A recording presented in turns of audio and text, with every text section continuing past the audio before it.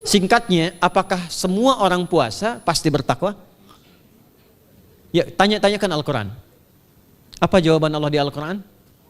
Dijawab langsung di ayat Siyam. Al-Baqarah ayat 183. Ya ayyuhalladzina amanu kutiba alaikumus kama kutiba alal ladzina min la'allakum. Nah, kalimat tattaqun itu diawali dengan kata la'allakum. La'alla itu namanya harfut taraji. Saya ulang ya, di ilmu nahwu la'alla disebut harfut taraji.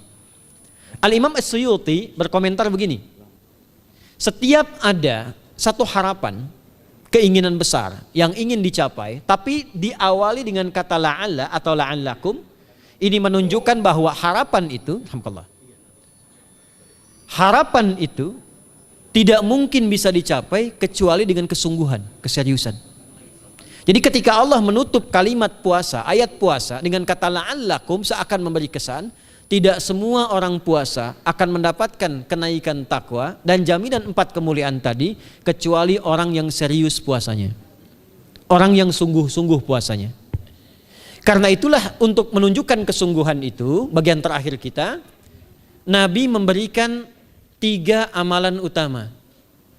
Saya akan bacakan dengan cepat 3 amalan utama yang dikuatkan oleh beliau kepada para sahabat sebelum tiba Ramadan dan sampai sekarang menjadi kurikulum Ramadan Nabi. Jadi kalau ibu bapak ingin mengeluarkan kurikulum Ramadan Nabi, nanti bikin agenda saat Ramadan ya, supaya nggak pusing nanti kalau masuk hari pertama apa yang dikerjakan, hari kedua apa yang dikerjakan, subuh apa, siang apa, sore apa. Cuman nanti saya berikan 3 yang pokok ini. Ada 3. 1, meningkatkan sholat. Saya ulang ya, meningkatkan apa? Salat.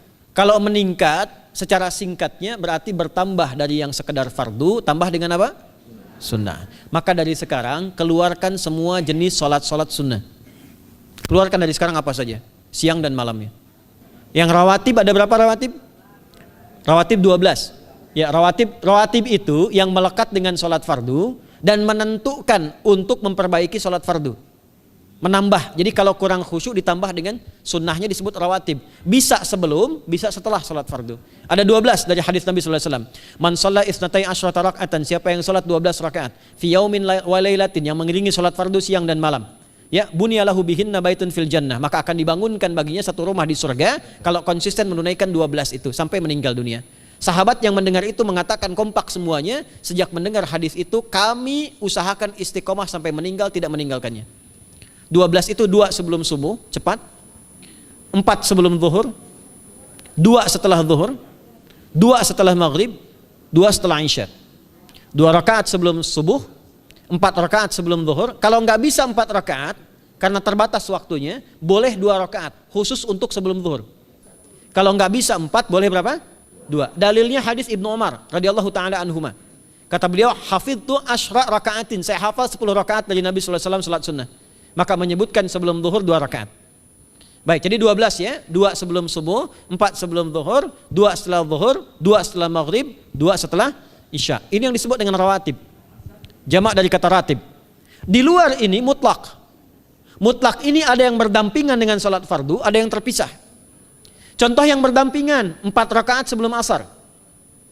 4 rakaat ini bukan disebut rawatib, tapi salat mutlak.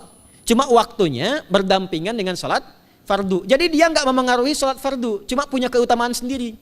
Apa keutamaannya? Hadis Ibnu Umar radhiyallahu taala anhuma, ketika beliau menyampaikan qala Nabi sallallahu alaihi wasallam rahimallahu ra'an shalla qabla al-asri arba'an. Allah akan menambahkan rahmat pada orang yang terbiasa salat 4 rakaat sunnah sebelum salat asar. Jelas ya? Baik. Kemudian apalagi setelah itu? Salat di antara 2 adzan dan 2 adzan ini, adzan dan iqamah. Ya, di antara adzan dan iqamah. Tahiyatul masjid. Apalagi misalnya salat duha. Duha dibagi 3. Awal duha itu kurang lebih 1,5 jam setelah salat subuh. Subuh sekarang misal 4:30, maka jam 6 muncul awal duha. Namanya syuruk. Saya ulang, salat apa namanya? Syuruk itu salat awal duha. Jumlah rakaatnya 2 rakaat.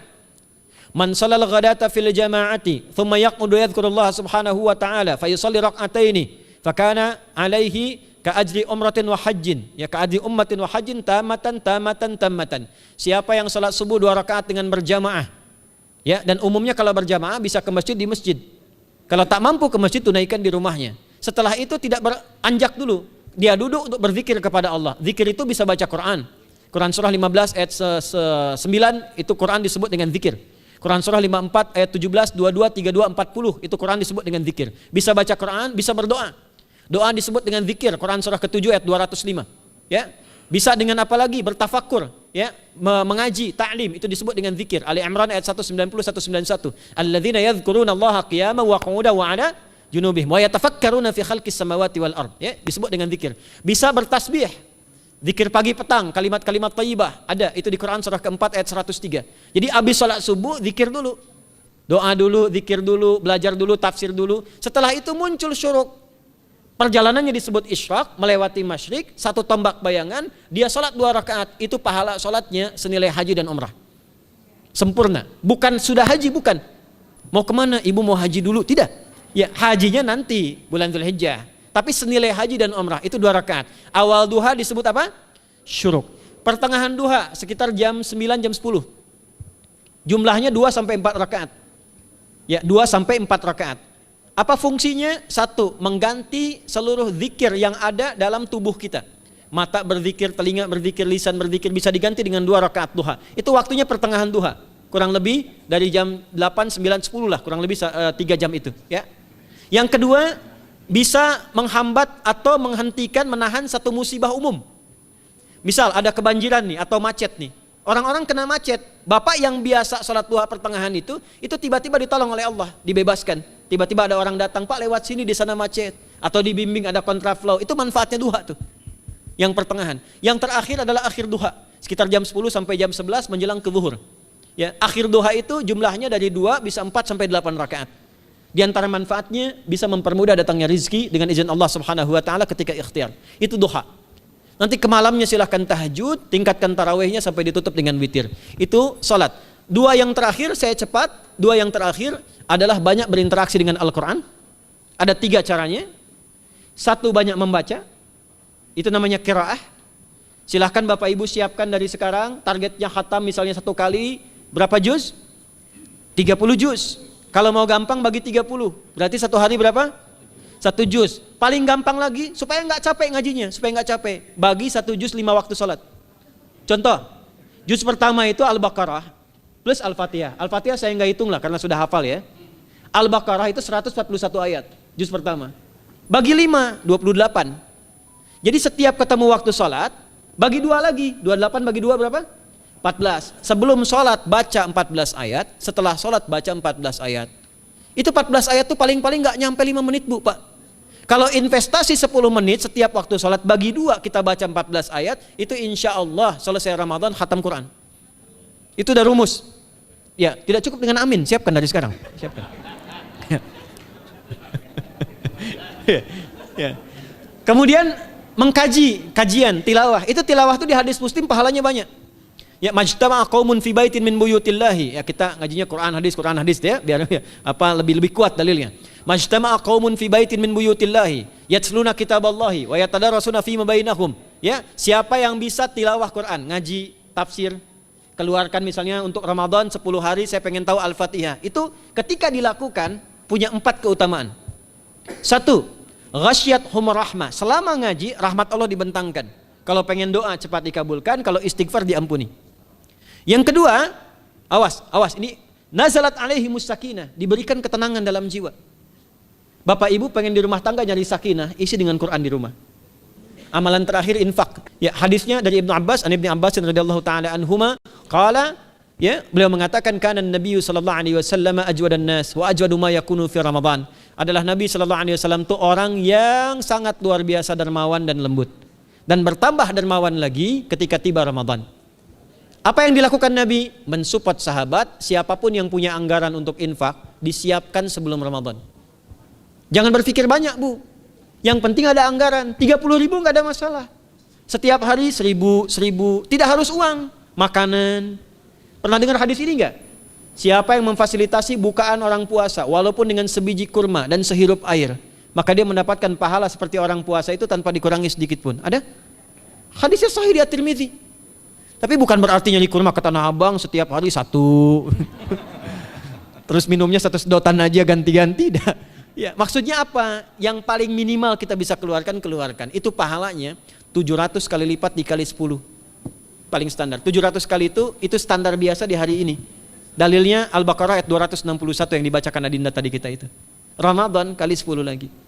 Maka dari itu disiapkan dari sekarang untuk infak. Kalau kami di desa itu, ibu saya selalu kalau Ramadan itu RT-nya setiap rumah. Ini untuk bukaan hari ini rumah A, rumah B, rumah C.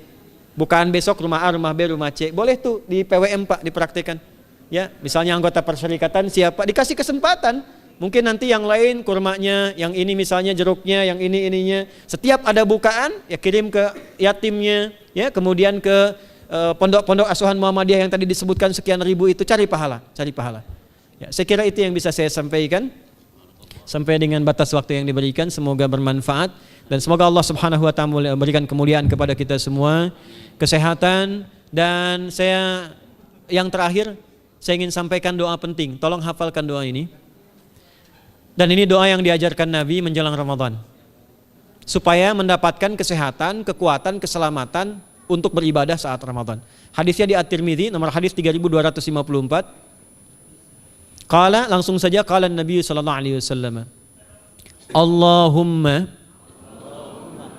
ahillahu alaina bil yumni wal iman wassalamati wal islam rabbi wa rabbukallah.